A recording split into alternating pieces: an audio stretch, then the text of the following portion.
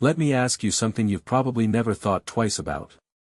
That glass of milk you pour every single morning, out of habit, because your mother told you it was good for your bones, because your doctor once said dairy helps with aging, because it's just what you do. Have you ever stopped to wonder if it's actually helping you, or quietly working against you? If you're over 50, and somewhere along the way a doctor mentioned your creatinine was a little high, or your kidneys were something to keep an eye on, or you've been dealing with puffy ankles, getting up 3 times a night to use the bathroom, feeling drained for no clear reason, or blood pressure numbers that never seem to settle down no matter what you do, then that innocent little glass of milk deserves a second look. Here's the thing. The issue was never really about drinking milk. The real question is whether the milk you're reaching for is actually the right fit for kidneys that aren't working the way they used to. Ordinary cow's milk is loaded with phosphorus, potassium, and animal protein. For someone young and healthy, that's rarely a problem. But once kidney function starts slipping, even a little, every glass becomes one more task added to an already overloaded system. And that's what makes this so sneaky. There's no dramatic warning sign. No sharp pain to tell you something's wrong. Life feels normal, until a routine blood test comes back and your creatinine has crept upward. Suddenly your doctor is talking about foods to avoid, and you're sitting there wondering, could the thing I drink every single morning, without even thinking about it, actually be part of the problem? Here's some reassurance before we go further. You don't have to swear off milk forever. You just need to be smarter about which one you're pouring. So today, I want to walk you through 3 milk options that tend to be gentler on aging kidneys, choices that may ease some of that daily strain and support better creatinine numbers when paired with a sensible diet and your doctor's guidance. But before the list, one honest disclaimer. No milk on this earth cures kidney disease. Nothing in a carton is going to drop your creatinine overnight. What we're talking about here is smaller than that, the kind of quiet, steady shift that, over months and years, can take some of the pressure off an organ that's already working harder than it should. As folks like to say, better safe than sorry. So if creatinine, potassium, phosphorus, or a doctor's warning about your diet are part of your reality right now, then yes, the milk in your fridge matters more than you might think. A harmless-looking glass every morning, poured from the wrong carton, is a bit like handing an already tired filter one more shift it didn't ask for. Let's start with option number 3, unsweetened cashew milk. I know, cashews sound like an odd source for something meant to be kidney-friendly. Nuts, milk, weak kidneys, does that combination even make sense? Fair question. But the real story isn't about where a milk comes from. It's about what's actually inside the carton. How much phosphorus is packed in there? How much potassium, sodium, protein? For anyone managing kidney concerns, these numbers are the whole ballgame. Regular cow's milk tends to run fairly high in phosphorus. A healthy kidney handles that mineral without much trouble. But a weakened kidney? Extra phosphorus starts piling up in the bloodstream, throwing off the body's mineral balance, straining the bones, the blood vessels, and forcing the kidneys into overtime. Unsweetened cashew milk, by contrast, usually carries far less phosphorus. And because it's plant-based, what little phosphorus it does have tends to be absorbed more gently than the phosphorus found in dairy or in processed additives. Picture it this way, if cow's milk is a heavy suitcase your kidneys have to lug up a flight of stairs, cashew milk is more like a light gym bag. There's still some work involved, sure, but the load is noticeably lighter. Then there's potassium, which nobody managing chronic kidney disease can afford to ignore. When kidneys can't filter properly, potassium accumulates in the blood, and high potassium isn't just about feeling sluggish, it can actually disrupt your heartbeat. Cow's milk delivers a hefty potassium punch. Cashew milk, unsweetened, tends to be much lighter on this front, making it easier to fold into a kidney-conscious way of eating. Sodium is next on the list, and it deserves attention too. Too much sodium makes your body cling to fluid, which shows up as swollen feet, stubborn blood pressure, and that heavy, waterlogged feeling some people know all too well. High blood pressure, in turn, accelerates kidney decline, which is exactly why cutting salt gets brought up so often in these conversations. And it's not just the salt shaker on your table.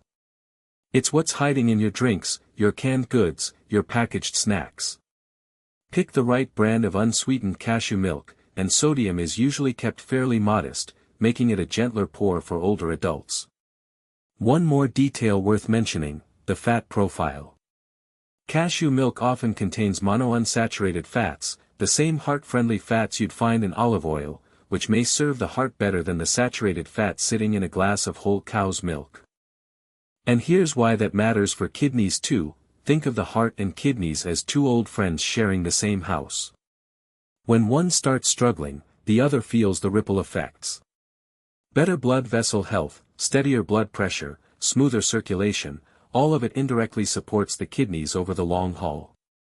Cashew milk also tends to be fairly low in protein, which can be a genuine advantage for people with kidney disease who haven't yet started dialysis and have been told by their doctor to watch their protein intake. Every time the body processes protein, it generates waste that the kidneys have to filter out. So a lower protein milk means you're not spending part of your daily protein budget on a source that isn't doing you many favors. But, and this is the part that really matters, not every carton labeled cashew milk deserves a spot in your fridge. Manufacturers love dressing up their nutrition labels with extra additives, calcium phosphate, tricalcium phosphate, dipotassium phosphate, anything with the word phosphate tucked into it. Sounds harmless, maybe even beneficial, if you're healthy.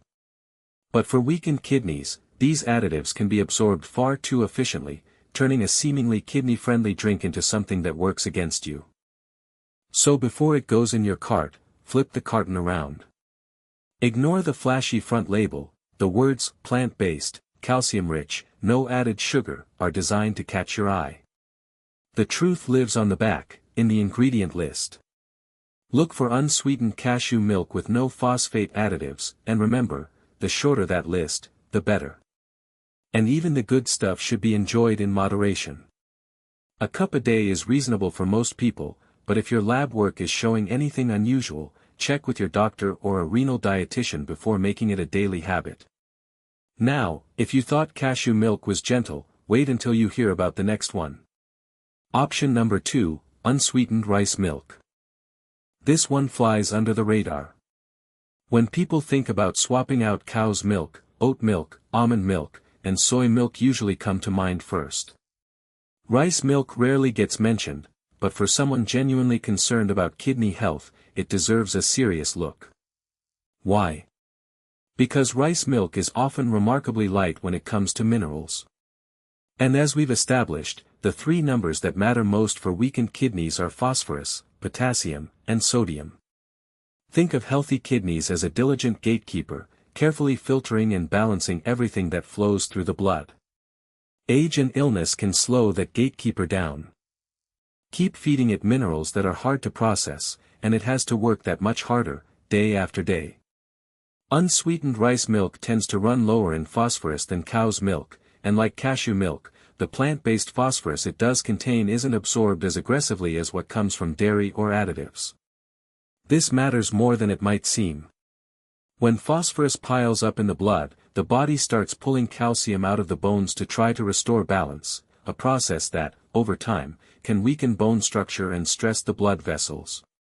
And for someone in their 60s or 70s, that's a real concern layered on top of an already long list. It's never just about the kidneys in isolation, it's about balance, mobility, fall risk, cardiovascular health.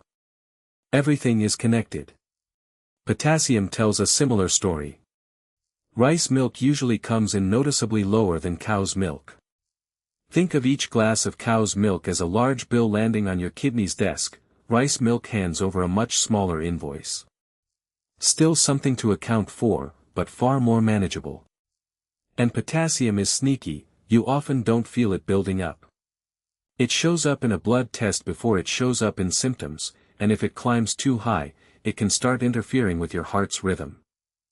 That's exactly why doctors bring up bananas, oranges, potatoes, tomatoes, and coconut water so often when guiding people with kidney concerns. Potassium hides in places you'd never suspect.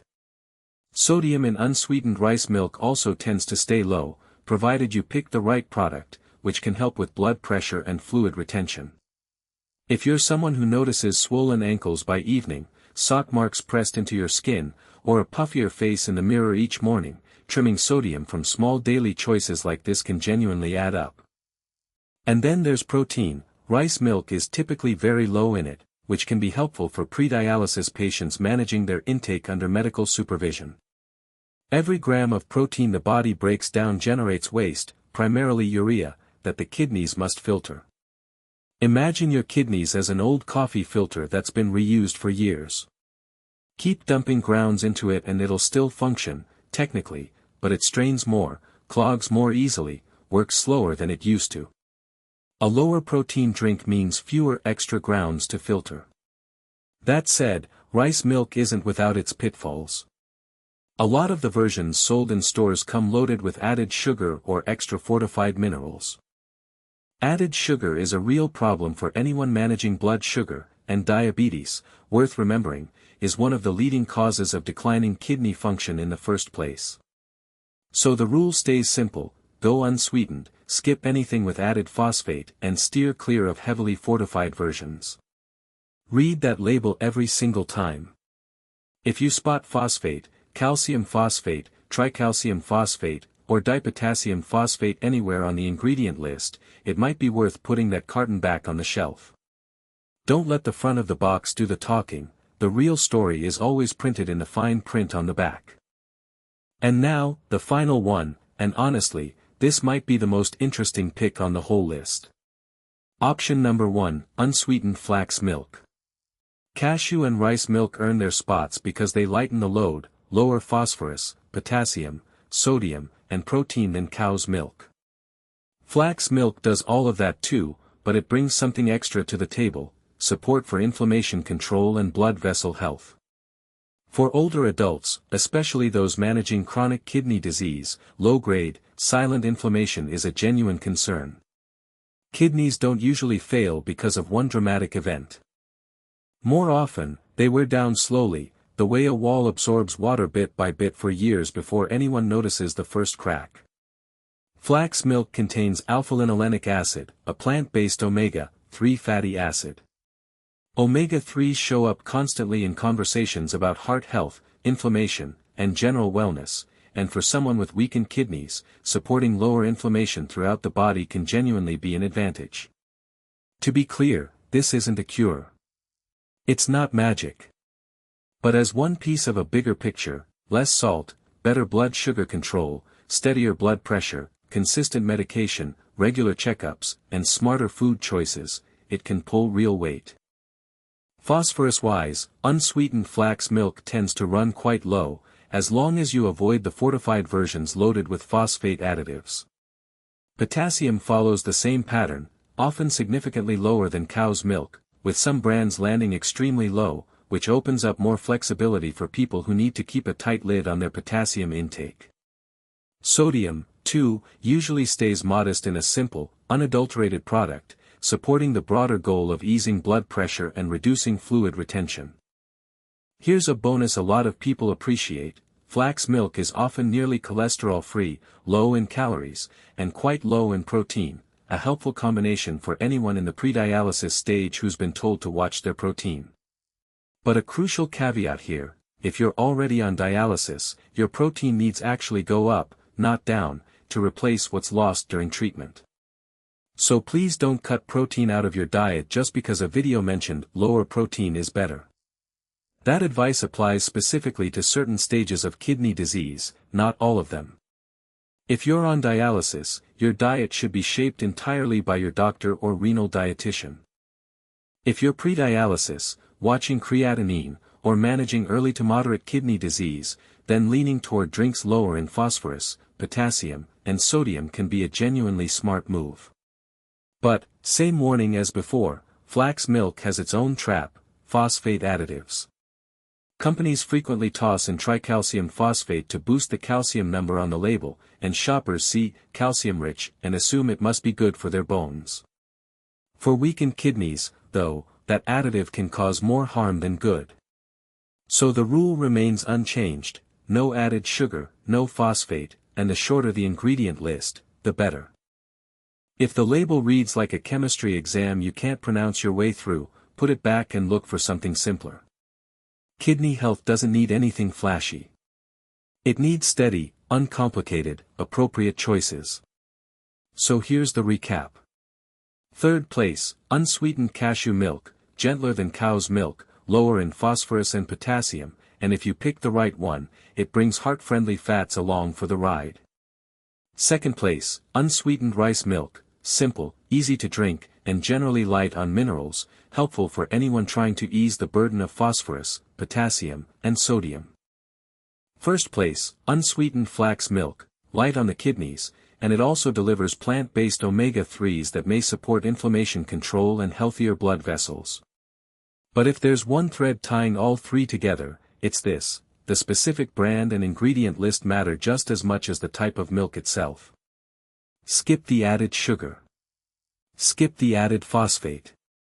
Don't trust a carton just because the front says healthy. Flip it over. Read the ingredients. Choose the simplest version you can find. Because sometimes, easing the burden on your kidneys doesn't require some drastic overhaul of your entire life. It's not about an extreme diet. It might be as simple as swapping the milk you drink every morning for something better suited to where your body is now. One glass, repeated day after day, week after week, for someone young, that might not amount to much.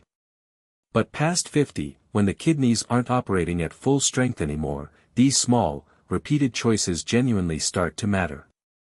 And if your creatinine has been ticking upward, if a doctor has ever hinted your kidneys need watching, or if potassium, phosphorus, blood pressure, or blood sugar are already on your radar, don't brush off what you're drinking every single day. There's no need to panic. Just start paying a little closer attention. As the saying goes, prevention beats treatment every time. If any of this felt useful, save this list. Next time you're standing in the dairy aisle, try one small thing: pick up the carton, turn it around, and actually read the ingredients before it lands in your cart. Now you know 3 milks worth a second look if you're navigating kidney concerns later in life. Unsweetened cashew milk, gentler on the kidneys and easier on potassium, with fats that may support your heart if you choose wisely. Unsweetened rice milk, simple and light across phosphorus, potassium, and sodium. And unsweetened flax milk, easing the kidney load while also offering plant-based omega-3s that may help with inflammation and blood vessel health. But more than memorizing 3 names, what I really want to leave you with is this: don't keep doing something just because it's habit, without ever checking in with how your body's actually responding. When we're younger, we can get away with more: an extra glass here, a salty dinner there, a heavier protein meal once in a while, and the body shrugs it off. But past 50, especially once creatinine starts creeping up, once blood pressure gets stubborn, once your feet start swelling or you're up more often at night, or your doctor starts mentioning your kidneys need watching, every small decision starts carrying more weight. A glass of milk each morning sounds utterly ordinary. But repeated daily, month after month, year after year, and it stops being a small thing at all. Small hinges swing big doors, as the saying goes, and that holds just as true for kidney health as anywhere else. You don't need to overhaul your entire life overnight. Start small. Choose the right milk. Ease up on salt. Read labels more carefully. Follow your doctor's guidance on fluids, without overdoing it or underdoing it. And don't skip your regular lab work. That's your early warning system, and it's not something to put off. Before wrapping up, here's a gentle, 7-day starting point: nothing complicated, nothing extreme, just a few manageable steps toward taking better care of your kidneys. Tomorrow morning, before you automatically reach for the same carton you always do, pause. Flip it around and actually read the ingredients. If you spot phosphate, calcium phosphate, tricalcium phosphate, or dipotassium phosphate, consider reaching for something else instead. Over the coming week, assuming your doctor hasn't given you specific restrictions, try rotating through the 3 unsweetened milks we covered: cashew, rice, or flax. Keep the portions moderate, don't overdo it, and pay attention to how your body responds. At breakfast, keep things simple, a kidney-friendlier milk alongside a light, low-salt, low-sugar meal. Resist turning breakfast into a spread of pastries, sausage, bacon, and packaged foods. They taste great, sure, but they're often loaded with sodium, which makes blood pressure, swelling, and kidney strain that much harder to manage. At lunch, take a look at your plate. Half filled with kidney-appropriate vegetables, a modest portion of starch, and a reasonable amount of protein based on your doctor's guidance, that alone puts you ahead of eating on autopilot. At dinner, aim for something lighter. Don't hand your kidneys a heavy night shift right before bed. Cut back on salty dishes, thick sauces, processed foods, and anything that leaves you unusually thirsty overnight. If you feel bloated after dinner, unusually thirsty, more swollen than usual, or notice your blood pressure creeping up, your body may be trying to tell you something worth listening to. And throughout the week, jot down a few quick notes. Did your feet swell today? Did you feel more tired than usual? Were you up more at night? Was your blood pressure steady? Any shifts in blood sugar? You don't need paragraphs, a few lines a day is plenty. Because managing kidney health isn't about guesswork. It's about paying attention, adjusting as you go, and staying in close contact with your doctor. One more important note before we close: nothing shared here replaces professional medical advice. If you're living with kidney disease, diabetes, high blood pressure, taking medication, undergoing dialysis, or your doctor has flagged your creatinine, eGFR, potassium, or phosphorus for monitoring, please talk to your doctor or a renal dietitian before changing anything about your diet. Everyone's situation is different. What works beautifully for one person might not suit another at all. A food that's perfectly safe at one stage of kidney disease may need to be limited at another. So the smart approach isn't to follow any list blindly, it's to understand your own body a little better, ask the right questions, and lean on professional guidance when you need it. Wherever you are on this journey, remember, getting older doesn't have to mean getting weaker. Your body has carried you through decades of work, family, stress, setbacks, and hard days. What it's asking for now isn't fear. It's a bit of kinder care. One better glass of milk. One meal with a little less salt. One label actually read before checkout. One appointment you don't skip. One small decision, kinder to your kidneys than the one before. That's really all it takes, and done consistently, one day at a time, it adds up to something meaningful.